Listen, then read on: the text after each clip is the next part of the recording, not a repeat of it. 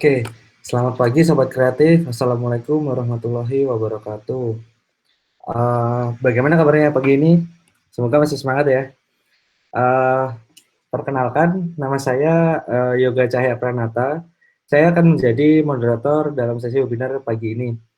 Oke, sebelum saya memperkenalkan pemateri, saya ingin mengucapkan terima kasih kepada para peserta dan para sponsor yang sudah ikut berdonasi di acara kali ini.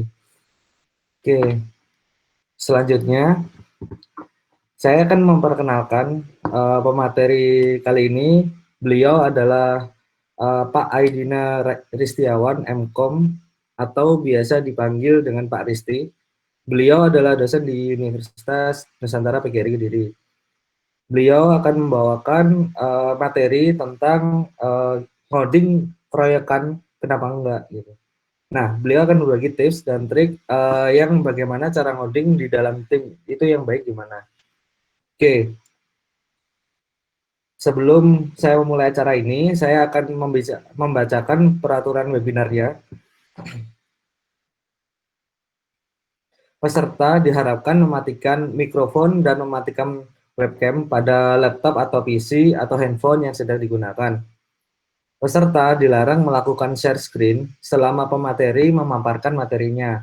Untuk mengajukan pertanyaan, peserta dapat menggunakan platform Slido yang linknya nanti akan kami bagikan di kolom chat di Google Meet-nya.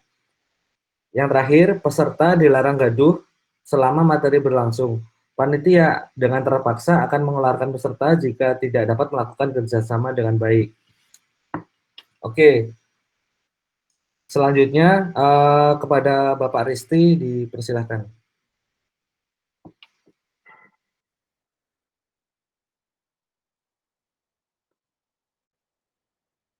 Baik, terima kasih Mas Yoga. Assalamualaikum warahmatullahi wabarakatuh, Sobat Kreatif semua. Eh, Semoga hari ini adalah menjadi hari baik bagi kita semua. Dan sebelumnya saya ucapkan lagi terima kasih kepada para peserta, kepada para sponsorship ya, yang sekaligus juga sebagai donatur ya. Semoga apa yang kita sumbangkan, apa yang telah kita sumbangkan hari ini semoga menjadi suatu keberkahan bagi kita semua, gitu. Baik teman-teman, langsung saja saya presentasikan.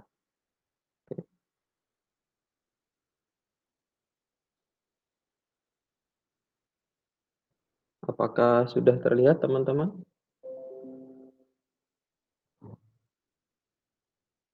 Kita Pak. Oke. Oke. Hari ini kalau saya berpendapat kita sharing session aja ya. Jadi kita sharing, jadi ngobrol-ngobrol biasa. Walaupun saya ada panduannya PowerPoint, tetapi nggak masalah ya. Kenapa sih kok saya katakan kita sharing ya? Nah, karena nanti secara teknis mendalamnya pasti banyak teman-teman sobat kreatif di sini yang yang sudah expert ya. Jadi nanti mungkin ada beberapa teknis mendalamnya itu sedikit berbeda, gitu. Oke, temanya hari ini adalah ngoding keroyokan ya. Kenapa enggak ya? Nah, seperti yang materi-materi yang dibawakan oleh narasumber sebelumnya itu kan saat ngoding yang pertama, poin pertama itu harus bisa Git ya. Kenapa kok harus bisa Git? Ya karena memang harus bisa kerja tim. Ya, kita harus kolaborasi. Bagaimana satu proyek itu bisa dikerjakan oleh lebih dari satu programmer atau lebih dari satu orang. Itu. Nah, dengan harapan apa? Ya proyeknya cepat selesai ya. Terus kalau kita bisa kerja tim itu kan seolah-olah yang berpikir itu kan lebih dari satu otak dan itu pasti lebih baik ya, lebih baik kualitasnya jika dibandingkan dengan yang berpikir itu cuma satu otak, gitu. Ya. Ngoding keroyokan kenapa enggak? Ya. ini adalah sedikit biografi saya yang sederhana ya. Saya dosen di UNP Kediri yang sekaligus juga sebagai peneliti ya. Kalau bidang yang saya tekuni sebenarnya, ada di data science atau data mining dan sedikit main-main IoT. Nah ini, oke. Nah, apa sih yang bakalan kita, diskusikan atau kita obrolin hari ini? Ya, di sini ada 5 ya, ada 5.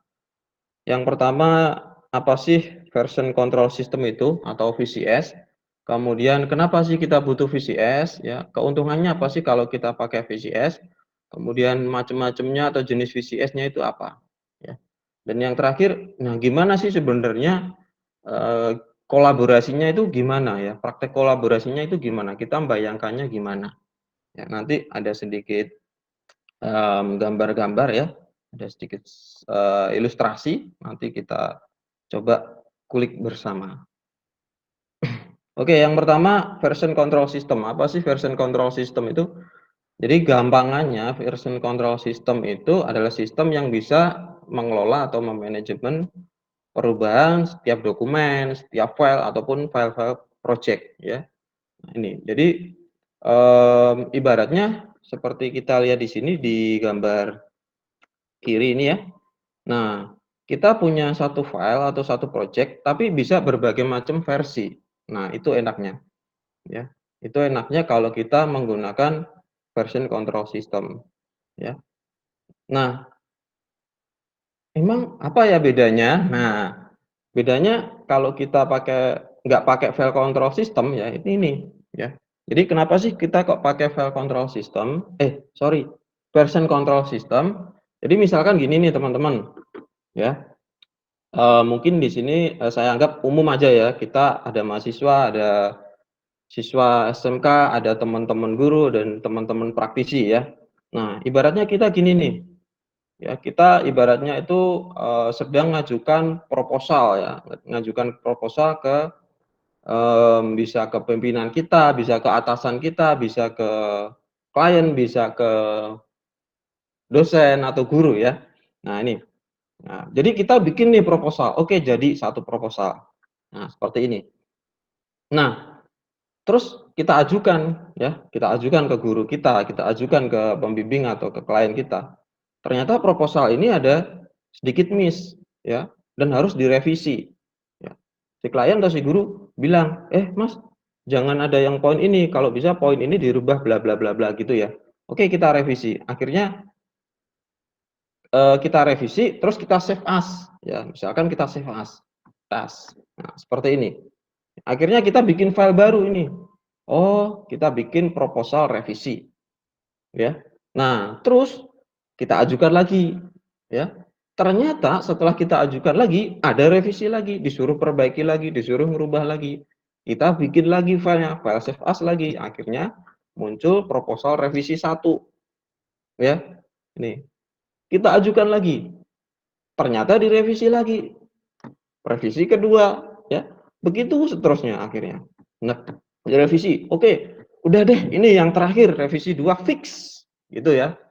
Nah, ternyata oke, tadi di pimpinan kita atau di guru kita misalkan guru A gitu ya, oke sudah fix ini. Nah, ternyata si guru A bilang, "Coba kamu, diskusikan dengan misalkan, eee, wakil kepala sekolah." Nah, misalkan, oke kita ajukan ke wakil kepala sekolah. Ternyata yang namanya orang itu kan pasti pemikirannya berbeda-beda ya.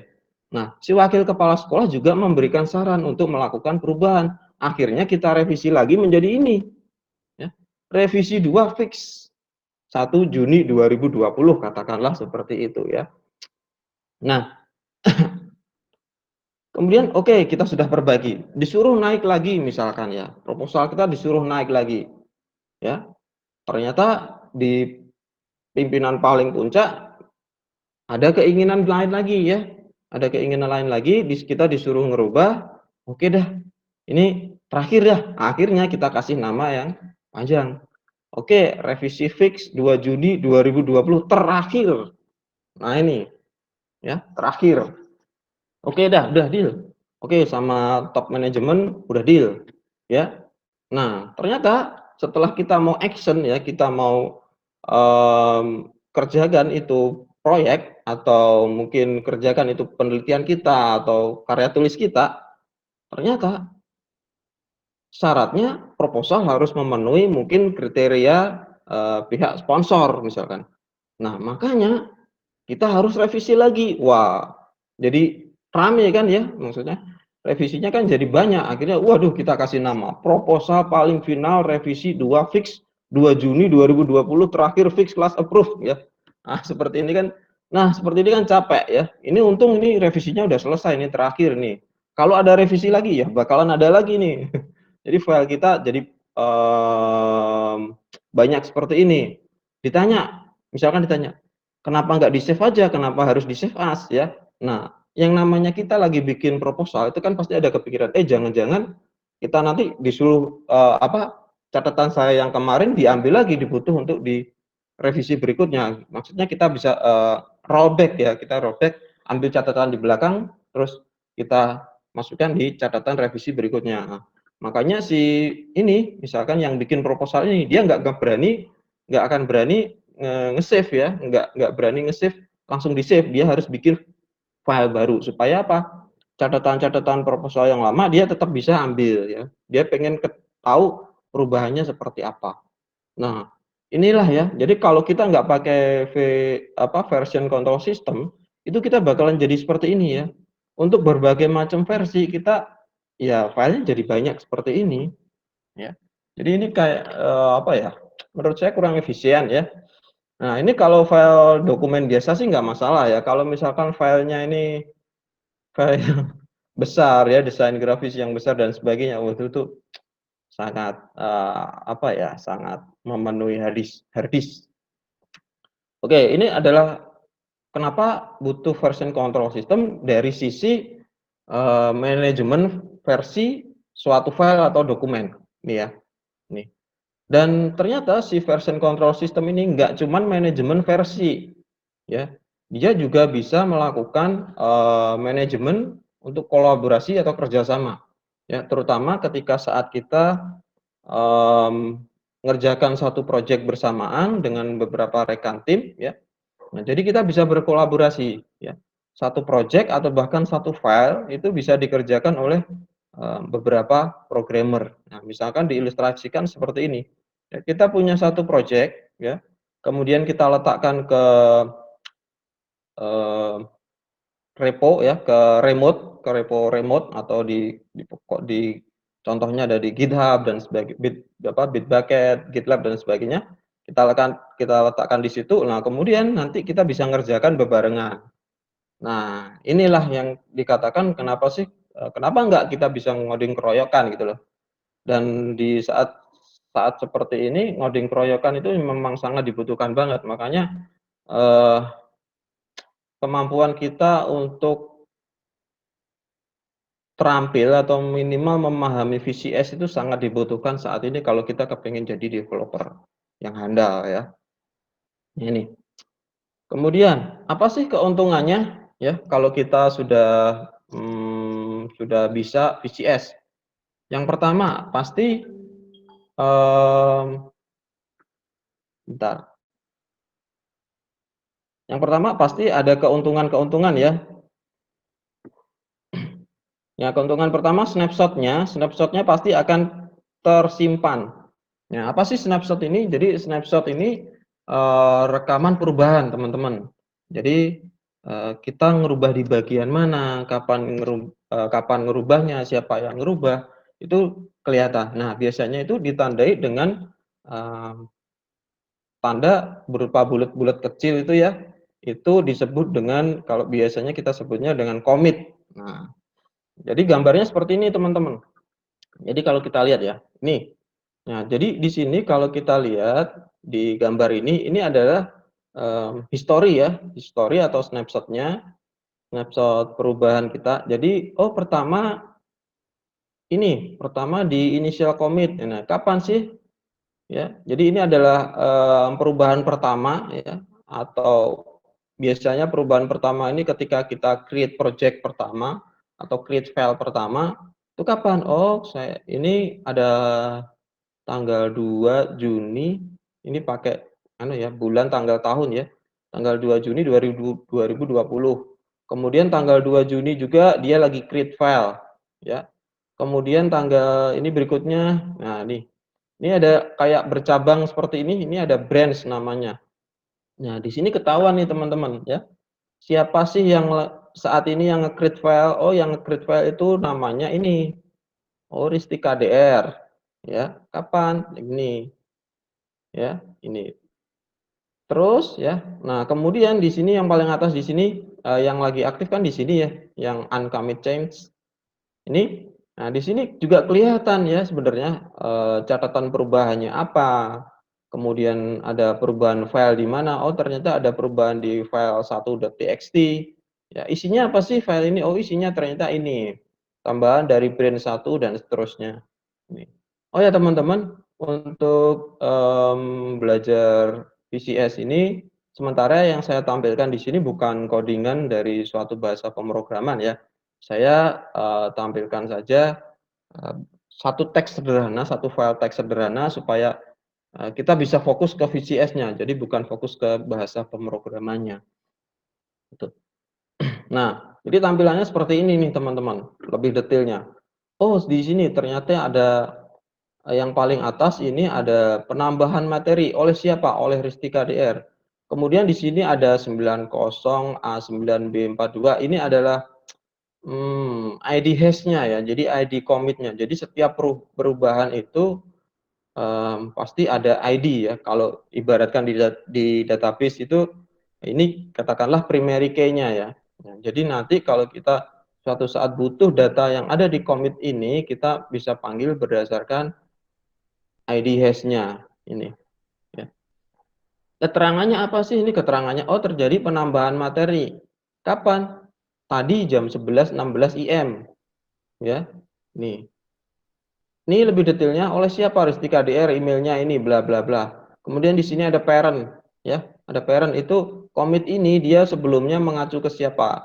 Mengacu ke 5C49, 5C49 kita lihat di sini ya. Terus yang dirubah apanya? Yang dirubah ini M, ada simbol M. M itu modified teman-teman ya. Jadi kita sudah punya satu file 1 txt itu dia sudah dirubah ya dengan simbol M modified. Yang dimodified yang mana? Oh, yang hijau ini. Nah, ini udah ada keterangannya ya. Modified plus plus plus tapi warnanya hijau. Oh, berarti yang hijau ini terjadi penambahan file oleh siapa? Oleh Ristika DR. Kapan ya ini? Waktunya kelihatan lebih detailnya di sini. Ya. Orangnya juga bakalan kelihatan. Ya. Nah ini. Ya. Nah ini kalau ini salah satu keuntungan ya kita bisa melihat snapshot atau rekaman perubahan jika kita menggunakan VCS. Kemudian keuntungan yang kedua, ya kolaborasi nanti pasti baik. Baiknya gimana? Ya nanti baris yang nambah kelihatan, kapan oleh siapa itu juga bakalan kelihatan seperti yang saya tunjukkan tadi.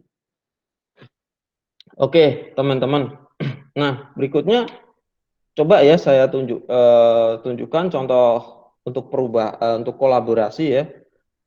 Ya, kalau yang dirubah di sini adalah satu file txt ya. Nah, misalkan kita punya suatu repository ya. Jadi gini teman-teman. Jadi kalau kita belajar Git itu ada kan biasanya kan kita bikin proyek pertama itu kan berupa folder dan seterusnya. Itu folder folder project kita kalau di sisi version control system itu kita menyebutnya repo ya, repository. Nih. Nah, repository berdasarkan pengalaman saya belajar itu ada dua ya. Ada repository lokal ya dan ada repository remote. Kalau repository lokal itu adalah folder proyek yang ada di komputer kita, di laptop kita ya. Kalau repository remote itu adalah ya ibaratnya kayak folder kita yang ada di cloud repo remote ya. Contohnya ada di GitHub ya, bisa di Bitbucket, bisa di GitLab ya, itu. Oke. Jadi ini adalah istilah repo ya atau repository singkatan. Kita biasa sebutnya singkat repo ya. Nah, ibaratkan di sini kita ada repo ini, ya. Kita ada repo di sini. Nah, siapa sih yang pengelola utamanya si repo, yang pemiliknya repo itu siapa? Misalkan yang punya repo itu si Risti KDR, ya. RISTY KDR, ya, itu ini. Nah, dia kepingin bagi tugas nih. Katakanlah dia punya satu file project, oke, contohnya di sini adalah file 1.txt. Dia kepingin bagi tugas nih ke siapa? Oke, saya kepingin bagi tugas ke 2 orang misalkan. Akunnya namanya siapa? Oh, akunnya namanya ini. Saya kepingin bagi tugas ke Risti UNP dan Risti kelas UNP, ya. Ini anggap saja 2 orang yang berbeda, ya, walaupun yang punya akun cuma 1 orang. Oke. Jadi si Risti KDR dia sedang bagi tugas, ya. Dia siapin, si Risti UNP, kamu tambahin dong materimu di sini, ketikkan di sini di bawah tulisan Risti UNP, tambahkan materi. Kemudian dia juga minta ke teman yang satunya, Risti kelas UNP, tambahin dong materimu di sini, ya. Di bawahnya tulisan Risti kelas UNP, tambahin materimu. Jadi ini dia bagi tugas ini, ya. Oke, kita bagi tugas. Nah, teknisnya kalau kita bagi tugas itu kalau kita di GitHub itu kita nambah kolaborator, ya. Nah, nanti nambah kolaborator. Teknis detailnya nanti adalah banyak, ya, tutorial itu teknik detailnya. Oke, kita bagi tugas nih Risti KDR, ditugaskan ke 2 orang. Nah, akhirnya tadi si Risti KDR kan bagi tugas. Nah, sekarang si Risti UNP yang pertama tadi, ya, dia sudah mengerjakan tugasnya, ya. Dia sudah mengerjakan tugasnya, terus dia kumpulin, dikirim ini, ya, dikirim, ya. Oh, dia ngasih materi berupa ini, ya, ini pemrograman visual dan struktur data fundamental, misalkan seperti itu. Jadi, oke, si Risti UNP sudah store nih sebenarnya, ya, store, ya. Nih. Nah, kemudian oke, sudah setor. Nah, kalau biasanya sih kalau orang sudah setor seperti ini, kalau kita lihat di sini, ya, ini kan harusnya itu kan di file 1.txt itu kan sudah nambah, ya. Nah, ternyata setelah kita cek file 1.txt di sini belum nambah. Kita buka file txt-nya di sini belum nambah, teman-teman. Ya. Nah, terus gimana ini?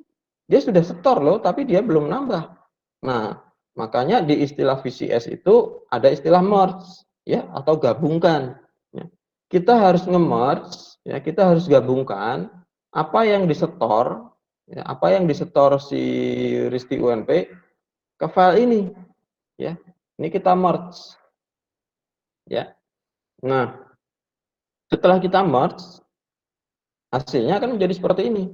Nah, sudah tergabung dia, ya. Jadi dia sudah masuk nih, di file 1.txt-nya ini. Nah, ini sudah di merge. Nah, berikutnya, oke, si Risti UNP udah kelar kerjaannya. Berikutnya yang belum siapa? Risti kelas UNP, ya. Jadi ada Risti UNP, ada Risti kelas UNP, ya. Oke, si Risti kelas UNP belum mengerjakan nih. Oh, ternyata dia ini.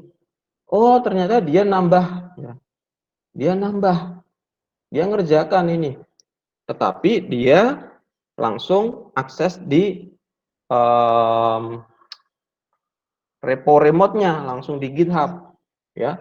Nah, sebelumnya dia nambah materi itu istilahnya di create branch dulu, ya. Jadi di branch baru, di cabang baru. Nah, nanti untuk teknisnya nanti adalah, ya.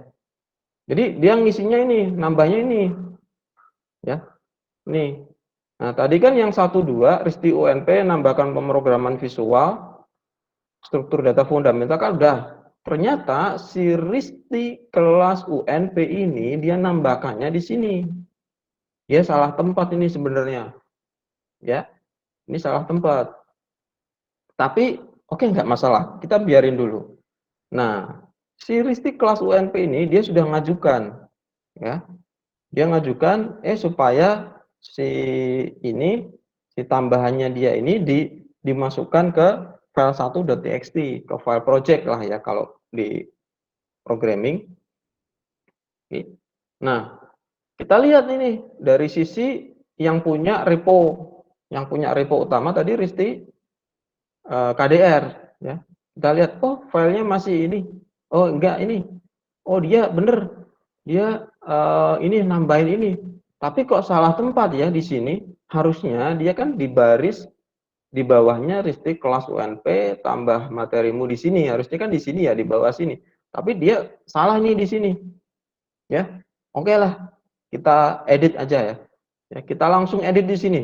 Ternyata si Risti KDR kepengennya seperti itu.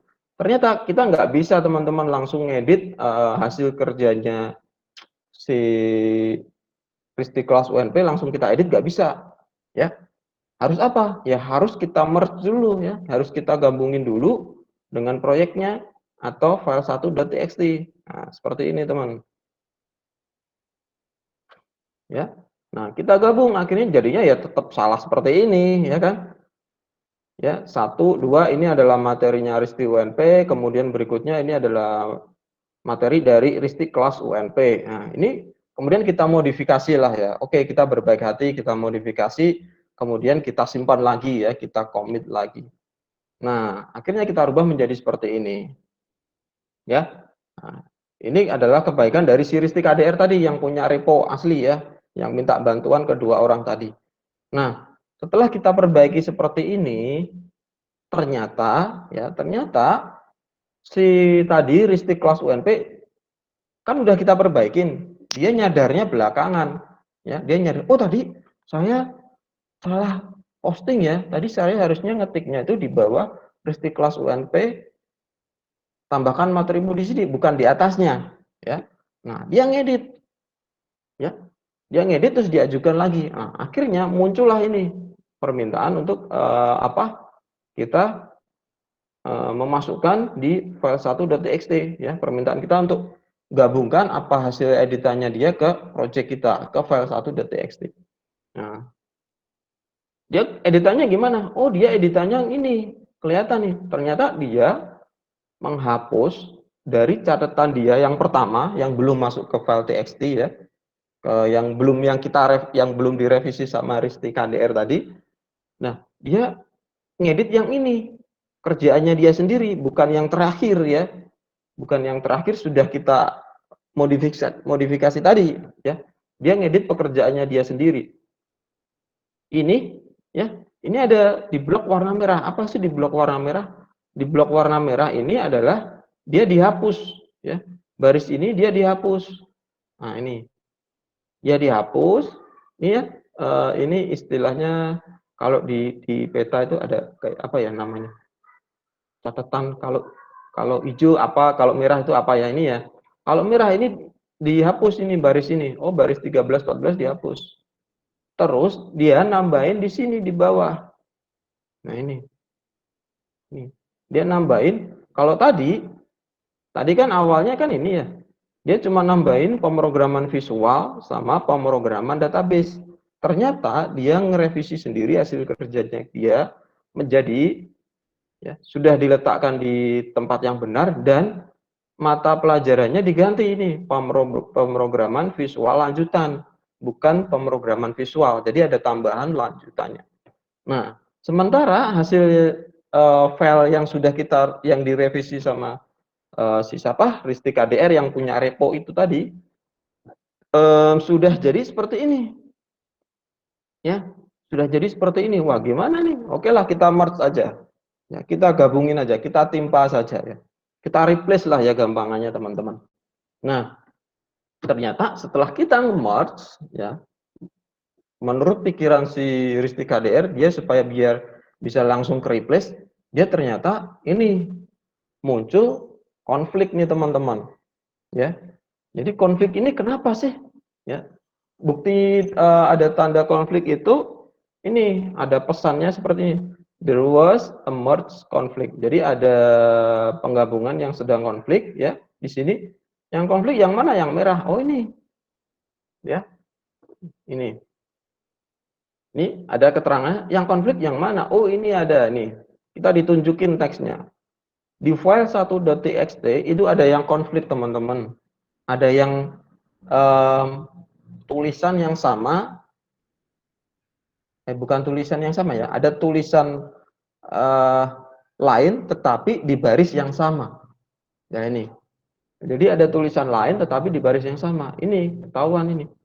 Oh, konfliknya di sini. Ya, dari Ristek kelas UNP dia ngajukan untuk file 1.txt di baris 1516 ya, yang tadinya program pemrograman visual dan pemrograman database ya, dia ngajukan ini. Dia ngajukan ini. Jadi kalau konflik warna merah itu bukan dikurangin, bukan dia menghapus baris ya, tetapi kalau konflik di sini, yang konflik yang mana? Nah, ini. Dia ngajukan ini, pemrograman visual lanjutan dan pemrograman database. Ya, nah, dia si Ristek kelas UNP merasa sudah benar kan? Dia sudah menyelesaikan pekerjaannya dia, terus dia sudah kirim ke Ristek KDR. Nah, ini karena konflik ya kita harus selesaikan ya. Jadi ini konflik gimana nih? Yang mau kita ambil yang mana? Ya, ini bisa kita resolve teman-teman namanya. Jadi ini kita bisa resolve, ya kita bisa edit. Ya. Yang mau dipakai yang mana? Itu tergantung kewenangan yang pemilik reponya. Ya. Dalam hal ini di sini Ristek KDR. Nah, pemilik reponya yang edit. Oke lah kita editkan. Ya. Jadi kita buka ini teman-teman file 1.txt-nya. Kita buka di sini, nah munculnya seperti ini. Kita tinggal hapus saja mana yang tidak dipakai dan mana yang dipakai, teman-teman. Jadi kalau misalkan di sini, oke, yang ini saya hapus nih. Oke, dan ini saya hapus ya. Ini saya hapus, kemudian ini juga saya hapus, yang dipakai yang ini, teman-teman. Jadi baris ini otomatis dia naik ke sini. Nah, ya di baris 16. Nah, ini yang edit siapa? Si Ristek KDR, pemilik repo. Gitu, teman-teman. Nah, bentar. Oke.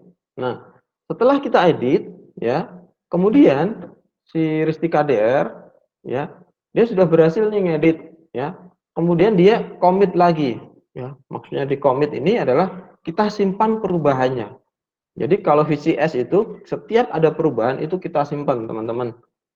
Kita kita simpan perubahannya ya sehingga menjadi seperti ini. Oh, sudah kita rubah, akhirnya menjadi seperti ini.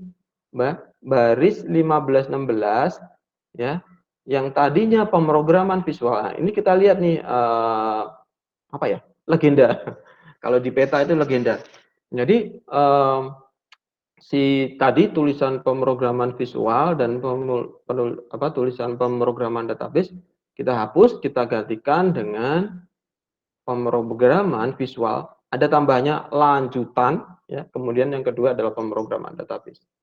Yang rubah siapa? Yang rubah kelihatan ini di sini di komitnya ini. Oh, yang rubah Ristek KDR jam berapa? Jam 2.13. Kapan sih tepatnya? Oh, tanggal sekian, jam sekian. Ya, ini. Dia berhasil melakukan resolve si Ristek KDR. Ya, sehingga hasilnya kalau kita buka file txt-nya, file 1.txt menjadi seperti ini. Ya, ini sudah sesuai dengan kebutuhan ini. Oke, jadi selesai. Oh, ada coretannya ya. Bentar. Oh, nggak bisa. Oke. Nah, jadi ini adalah kelihatan nggak teman-teman di sini?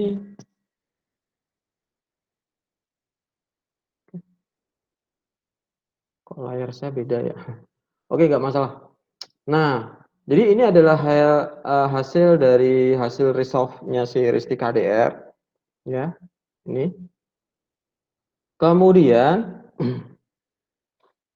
Bentar ya teman-teman, ini slide saya lagi bermasalah, saya sedikit rubah dulu.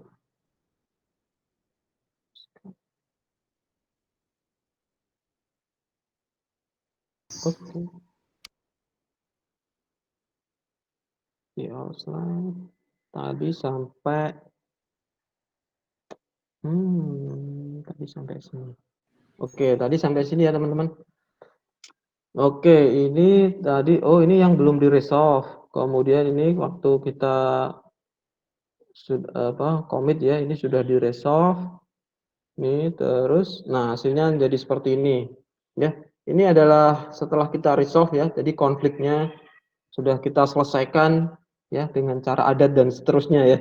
Terserah nanti teknisnya Anda mau komplain ke temennya yang ngerjakan atau Anda resolve sendiri, itu adalah teknis secara lebih detailnya ya. Tapi di sini kasusnya si Risti KDR dia berbaik hati sekali, dia mau nge-resolve sendiri. Nah, kemudian itu masih keuntungan ya. Jadi kita bisa kolaborasi, tadi adalah gambaran-gambaran kolaborasinya. Nah, kemudian kita bisa keuntungan yang lain, yang ketiga saya menyebutnya itu kita bisa kembali ke keadaan semula teman-teman. Jadi kalau misalkan kita lagi coding atau kita lagi ngetik di Word itu kan ada, oh tadi saya salah ketik nih, typo, kita undo ya kan, undo, Ctrl Z seperti itu. Nah, ini juga hampir mirip seperti itu. Jadi di VCS ini seolah-olah bisa kita undo ya, seolah-olah bisa kita undo kembali ke keadaan semula. Tetapi bedanya gini teman-teman. Kalau ketika kita ngoding atau ketika kita ngetik di Word, kita Ctrl Z, kita undo, itu kan saya salah typo, misalkan tadi saya ngetik pemrograman visual menjadi pemrograman visual misalkan ya, atau pemrograman universal. Nah, jadi saya typo, saya Ctrl Z. Itu setelah kita Ctrl Z itu yang typo yang tadi ya, pemrograman universal itu hilang ya, hilang. Terus kita ketik sendiri, kita ketik lagi visual gitu. Itu kalau kita lagi ngoding biasa. Tetapi kalau di VCS ini kita tetap ada ini teman-teman. Jadi catatan kesalahannya itu tetap ada. Ya, tetap ada selama nggak kita hapus. Jadi tadi saya typo, saya mau kembali ke keadaan sebelumnya sebelum saya typo, itu bisa. Nah, itu kita bisa main-main di namanya ini ya. Inilah fungsinya dari commit jadi seperti ini ya. Kalau mungkin ada teman-teman yang menyebutnya ini ada mungkin ada workflow atau network work atau apa ya gitu ya. Nah, ini jadi saya ganti laser. Oke. Jadi kita bisa fokusnya di sini teman-teman ya. Nah, gimana sih kita bisa kembali ke keadaan semula? Nah, ini kita bisa gunakan fitur yang namanya check out, teman-teman. Jadi kalau kita perhatikan ya, tadi waktu kita melakukan perubahan, terus nambah file, terus nambah codingan dan seterusnya, itu kan di sebelahnya itu kan pasti ada ini ya. Ada kotak remang-remang, kemudian ini ada master, ada origin, ada master, kemudian ada origin, ada UNP ya, kemudian di sini ada origin brand 1. Nah, ini adalah nama brands-nya jadi teman-teman. Jadi di VCS itu selain kita mengolah versi, selain kita bisa kolaborasi, kita sebenarnya bisa main-main dengan brand itu ya. Ini ada brands-nya. Jadi nah, apa sih fungsinya brands ya? Jadi fungsinya brands itu seperti ini teman-teman. Misalkan kita tadi ya, kita ada proyek utama. Jadi si proyek utama di repo Risti KDR ya. Itu ada file namanya file 1.txt. Nah, kita kepingin menambahkan sesuatu tetapi tanpa merubah file aslinya.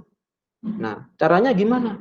Caranya ya kita tambahkan branch baru, kita tambahkan cabang baru. Sehingga apa? Sehingga tambahan atau editan kita itu tidak akan langsung berimbas ke file aslinya ya. Nah, file aslinya itu biasanya di branch master, ya, itu. Nah, kita bisa bikin branch baru, kita yang mau ngedit, ya misalkan saya ini adalah Risti kelas UNP ya. Saya mau ngedit ya, tapi nggak mau ngerubah yang aslinya. Supaya apa? Kalau misalkan editan saya keliru, di situ yang di master, yang di utama, yang aslinya nggak langsung berubah, nggak langsung error gitu misalkan. Nah, saya bisa bikin branch baru. Ya, itu yang namanya branch. Nah, kita kembali ke commit ini. Nah, jadi setiap branch ya.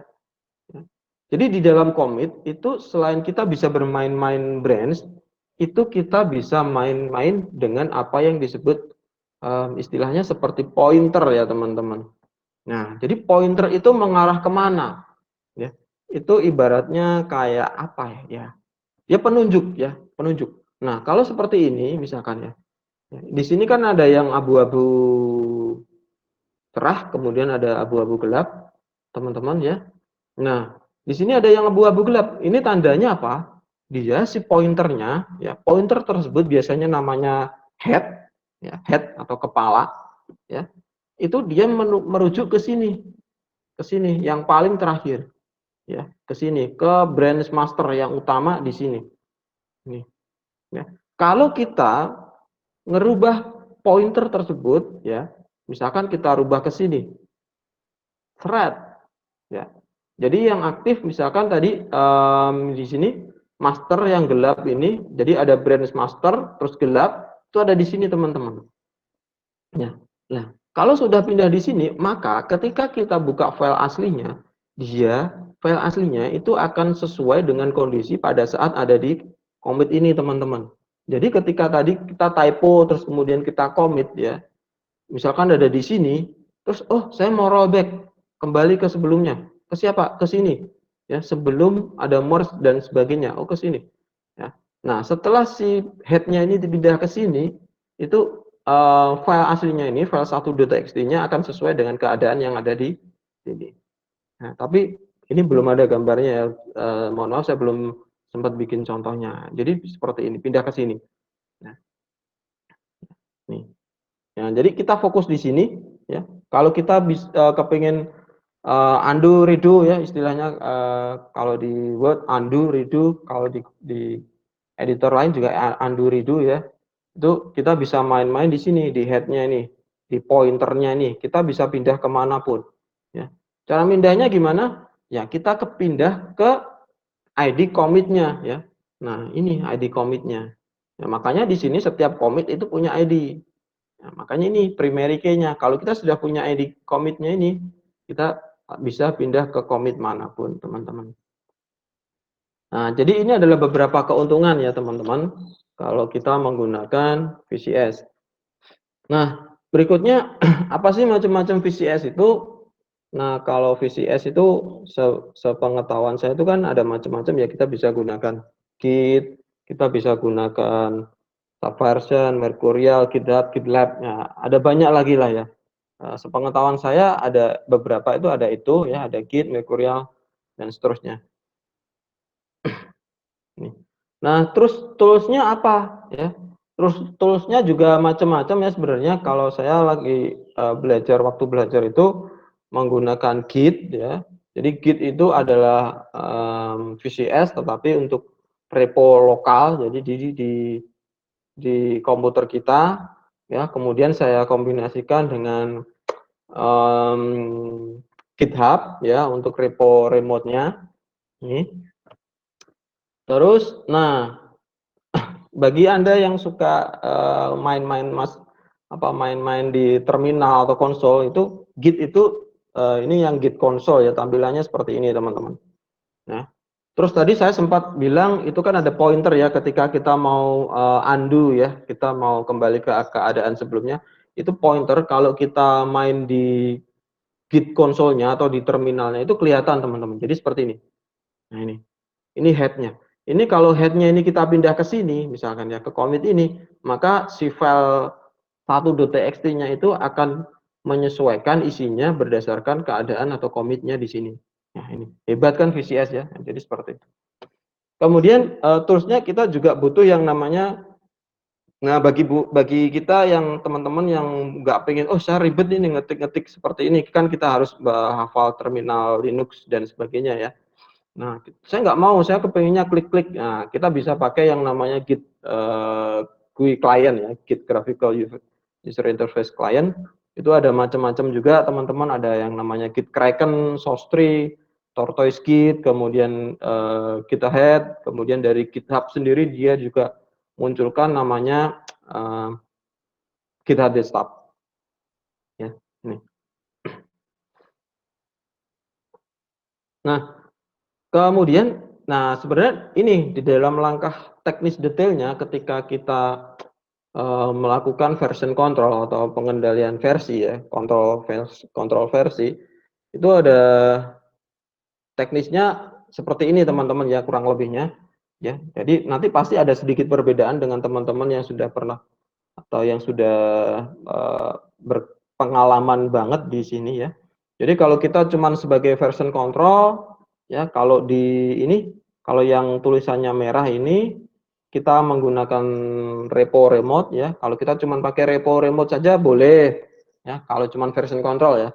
Kalau kita pengennya pakai, repo lokal yang biru ini pakai Git, boleh ya. Ini kalau cuman, menggunakannya sebagai version control. Jadi kalau kita lagi bikin repo itu kalau di Git perintahnya kita bisa tinggal klik tombol new repository. Kalau di Git itu Git yang repo lokal kita tinggal git init. Ya, kalau membuat file ya bikin create new file biasa. Kemudian kalau di repo lokal kita ya file new biasa ya file.php, Python dan sebagainya kita bikin. Kalau di GitHub kita kepengen menyimpan perubahannya kita harus klik ya, kita langsung klik tombol commit change ya. Kemudian kalau yang di lokal ini sebelum di commit kita nggak harus langsung commit, kita harus ke git add ya. Git add itu kita menambahkan uh, ke antrian ya. Jadi seperti file yang ingin kita rubah file yang ingin kita simpan perubahannya itu harus diantrikan dulu ya. Diantrikan ke dalam apa ya? Ke dalam yang namanya staging area ya. Jadi staging area itu untuk menambahkan ke staging area itu perintahnya ada git add ya. Kemudian kalau lagi membuat, oh kita bikin cabang ya, kalau di GitHub atau repo remote ya kita tinggal create new branch ya, nama cabangnya apa. Kalau di Git lokal ya kita tinggal git branch ya. Kalau pindah cabang gimana? Ya kita tinggal klik branch-nya kalau di GitHub, kalau di Git ya kita pakai yang namanya checkout ya ini. Ya create. Ini ada perintah-perintahnya ya. Ini. Kalau commit ya untuk menyimpan snapshot ya tinggal kita commit ya dan seterusnya. Ada pula untuk menggabung cabang ya, kalau menggabung cabang kita bisa kalau di GitHub ada yang menggunakan pull request ya, ada yang langsung di merge dan seterusnya. Kalau di Git ya kita tinggal git merge nama cabangnya apa. Nah, itu tadi untuk untuk hanya cuma untuk version control. Nah, tapi kalau kita kepingin sinkron ya, maksudnya sinkron ini manfaatnya besar banget teman-teman. Misalkan kita lagi bikin proyek ya, nah kita lagi bikin proyek, terus kita liburan sementara. Ya, oke, kita udah ajukan proyek kita, ya kita liburan. Nah ternyata pas waktu liburan kita ditelepon klien, Mas, ini ada program yang salah, ini harusnya menu ini begini ya. Nah itu yang namanya kita liburan kan kita nggak bawa apa ya, nggak bawa laptop dan sebagainya ya. Nah kita gimana? Oh ya kita bisa ke warnet ya, kita bisa ke warnet sewa komputer. Nah kalau kita bisa sinkron ke repo remote itu kita bisa ngambil remote kita ya, terus disimpan di komputernya warnet, terus kita kerja di situ. Nah jadi enaknya gitu kayak Google Cloud ya, ibaratnya kayak Google Drive kita simpan di Drive, terus kita bisa edit-edit. Nah, teknisnya kalau dari GitHub ke Git ya, untuk sinkronisasinya seperti ini ya, kita bikin repository, kemudian kita ini awalnya adalah kita punya Git-nya, kita punya repo remote-nya dulu tetapi di lokal belum ada ya. Ini kita bisa clone, Git clone dan seterusnya. Kalau yang ini adalah kalau kita punya repo lokalnya dulu tapi kita belum punya di repo remote-nya ya, teknisnya seperti ini. Nah ini. Nah terus kolaborasi selama saya belajar Git ini ada 2 macam teman-teman ya. Kita bisa gunakan metode fork ya, fork. Jadi ada repo remote-nya orang lain ya. Oh, terus kita istilahnya kayak kita copy ke repo remote kita, terus kita edit ya. Itu bisa kita forking ya, kita forking nih, atau biasanya orang menyebutnya dengan multiple remote dan seterusnya. Kemudian untuk yang kedua kita bisa tadi satu repo remote digunakan untuk beberapa kontributor ya. Kita bisa add kontributor seperti ini. Nah, ini adalah teknis-teknis urutannya ya teman-teman. Ini waktunya berapa menit sih? Masih ada waktu berapa menit nih Pak Mas Kurang Yuda? 8 menit lagi Pak Risti. Berapa? 8 menit lagi. Aduh, maaf ya teman-teman. Wah, ini Iya. saya terlalu panjang lebar sama dengan luas ya. Oke, jadi ini adalah beberapa teknisnya ini teman-teman ini. Nanti untuk materinya kita sharing nggih melalui panitia. Oke, bentar. Nah, dari sini teman-teman mungkinkah ada pertanyaan? Jadi itu saya kembalikan ke Mas Yoga. Monggo Mas. Oke, terima kasih Pak Risti. Wah, pemaparannya asik sekali nih tentang Git. Oke, saya bacakan untuk ada beberapa pertanyaan Pak Risti. Ini Oke. eh, oh ya, untuk bagi sobat kreatif yang lain, jika ingin bertanya langsung bisa klik link yang ada di Google Chat untuk menuliskan pertanyaan di sana. Oke, untuk pertanyaan pertama, Pak Risti, Ya. apakah VCS ini merupakan salah satu syarat untuk menjadi programmer untuk melamar kerja, Pak? Kalau melamar kerja biasanya sebenarnya itu kan tergantung perusahaannya ya. Tetapi karena melihat kebutuhan itu kayaknya ya, kita melihat dari sisi programmernya ya, kayaknya kita memang butuh banget itu. Makanya setiap programmer itu diusahakan ya itu kita minimal tahulah ya cara menggunakan VCS itu. Jadi kalau kan nggak kan ada ya beberapa perusahaan itu ngasih info lamaran, ada yang menyebutkan harus bisa kolaborasi dengan Git atau VCS dan sebagainya, ada yang enggak gitu ya. Nah, tetapi kalau kita lihat dari sisi programmer kan, kalau kita bikin proyek besar, itu kan nggak mungkin kalau kita kerjakan satu orang. Kalau Anda Superman ya silahkan ya.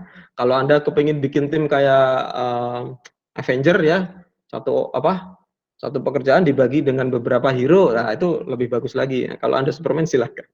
Jadi kalau syarat kayaknya nggak mesti sih Mas, ada yang menyebutkan, ada yang enggak. Tapi dari sisi programmer, ada baiknya kita harus melengkapi skill kita dengan VCS ini. Oke, berarti ini kayak semisal kalau kita, ini suatu kebutuhan kalau misalkan nanti pekerjaannya melibatkan sebuah tim ya, Pak ya? Betul. Oke. Untuk pertanyaan selanjutnya, ini ada saya pernah dengar ada istilah Git dan ada GitHub. Perbedaannya apa ya, Pak? Jadi perbedaan yang pertama, kalau Git itu adalah VCS-nya untuk lokal ya. Lokal ini dalam artian di laptop kita ya, di komputer kita. Nah, kalau GitHub itu adalah VCS atau repo remote yang ada di cloud. Nah, ini. Jadi secara fungsi sama sih ya, Mas, tetapi ada beberapa sedikit perbedaan. Kalau kita bisa letakkan file proyek kita di GitHub, ya itu kan di repo remote ya, itu kan kita bisa akses dari manapun ya, selama kita masih ingat username dan password kita. Itu dan lebih lagi kita bisa kolaborasi, kalau kita kolaborasi itu pakai repo yang remote ya. Jadi meskipun saya belum pernah ya, meskipun kita cuman pakai repo yang lokal, pakai Git, terus kita kolaborasi dengan teman programmer lain, kayaknya kok nggak mungkin ya, kan pasti butuh infrastruktur yang bisa berbagi dengan programmer lain. Nah, yang bisa berbagi dengan programmer lain dan sebagainya itu kan yang di GitHub atau yang di repo remote-nya itu. Oh, oke Pak. Berarti kayak semacam Git ini untuk softwarenya yang ada di lokalnya dia, Betul. GitHub ini semacam tools-nya gitu Pak ya, untuk Oke. kolaborasi. Oh, Iya. oke baik. Untuk pertanyaan selanjutnya Pak, bisa tidak kita mengetahui siapa yang mengubah atau menghapus file? Sehingga kalau ada error di program, kita bisa tahu siapa yang mengganti fungsi program. Oh, ini maksudnya blaming ya Pak ya? Iya. Silakan Ya. Pak. Bisa banget nih teman-teman. Wah, ketahuan ini. Oh, siapa sih yang bikin program error tuh ketahuan ya. Karena apa? Teman-teman setiap kalau kita lihat di sini ya, setiap perubahan itu kan pasti kita commit ya. Nah, itu kan pasti ada ini. Setiap commit ini ada catatannya yang ngerubah siapa? Oh, yang ngerubah si misalkan ini. Ternyata yang ngerubah si Risti KDR kapan? Oh, tanggal sekian, jam sekian. Yang dirubah ini. Ya. Lah, kita kalau mau ngeblaming atau ngejudge teman kita ya bisa sih. Secara teknis ini bisa Iya, langsung ketahuan nih kelihatan. buat nge-trace errornya. Iya, oke. Oke. Untuk yang menambahkan atau menghapus itu tandanya plus ini ya Pak ya. Plus ini untuk edition, minus untuk remove gini Pak ya. Iya, betul. Oke, Hmm, kelihatan ya Pak. Oke, kelihatan. selanjutnya ada pertanyaan nih Pak.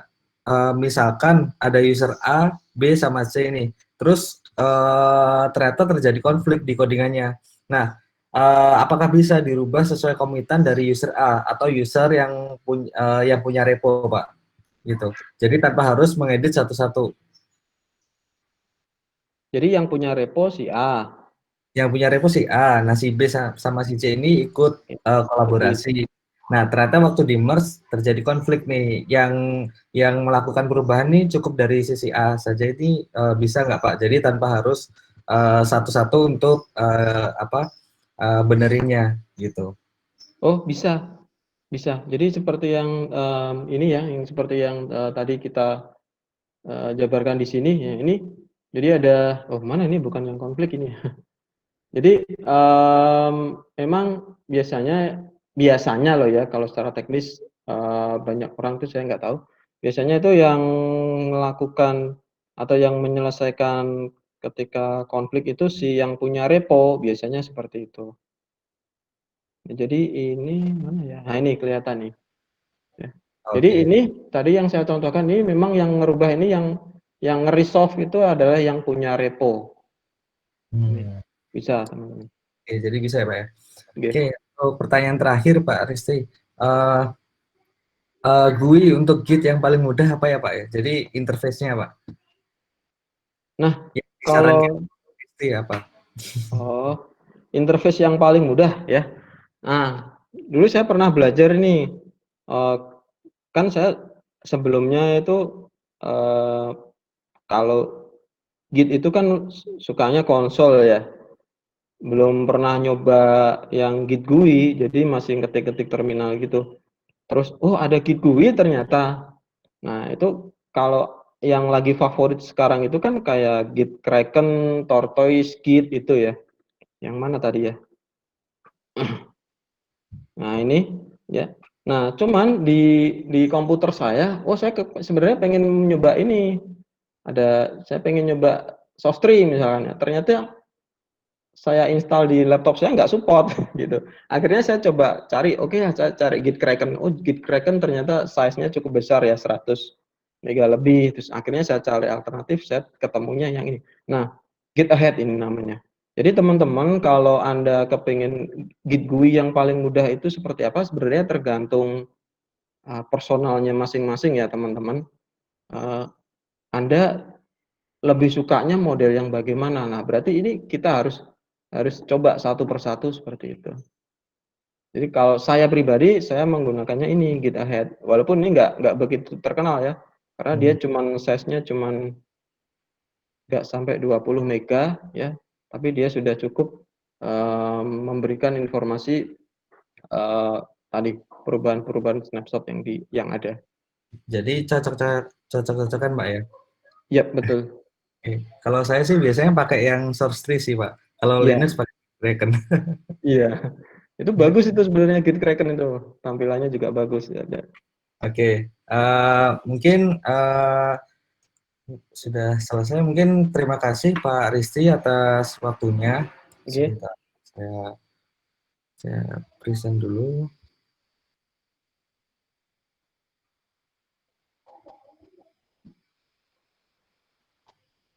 Oke.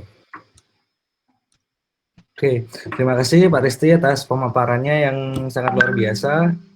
Semoga bisa menginspirasi untuk kita semua. Selanjutnya, oke, sebelum ditutup Pak Risti, mungkin Pak Risti ada kesimpulannya untuk supaya bisa dibagikan ke sobat kreatif. Silakan Pak. Oke. Oke. Baik. Jadi kesimpulannya ya buat teman-teman. Jadi kalau Git itu memang sangat penting ya. Jadi buat kita yang kepingin fokus usahanya di developer software, ya usahakan kita belajar Git atau VCS itu ya. Kemudian kalau kita sudah bisa Git VCS itu pasti kita akan mudah untuk berkolaborasi ya. Dan selain kolaborasi, progres kerja kita itu juga apa ya, tercatat ya. Kita mudah untuk melakukan pemantauan progres kerja ya. Selain progres kerja tercatat, pasti progres hasilnya proyek kita juga akan ketahuan gitu. Nah, terus yang paling utama di sini kalau kita lagi posting di repo remote ya, itu menjaga source code kita tetap eksis teman-teman. Jadi meskipun misalkan laptop kita hilang, dicuri atau rusak gitu kan, kalau kita sudah post ke repo remote itu insya Allah tetap eksis ya karena mereka ada di cloud ya, entah GitHub, GitLab dan seterusnya. Nah, pasti kalau kita sudah di remote, di repo remote ya bisa diakses dari manapun. Nah, jadi seperti itu teman-teman, kesimpulannya kenapa sih kita harus belajar coding keroyokan pakai Git atau VCS ini. Oke, terima kasih Pak Risti atas kesimpulannya. Semoga yang disampaikan bisa bermanfaat bagi kita semua. Amin. Amin. Oke, terima kasih juga kepada sponsor kami, Multek.isi yang telah mendukung penuh kegiatan webinar ini. Multek.isi ini merupakan perusahaan yang telah berdiri sejak tahun 2011, bergerak di bidang industri rambu lalu lintas dan pengamanan jalan lainnya.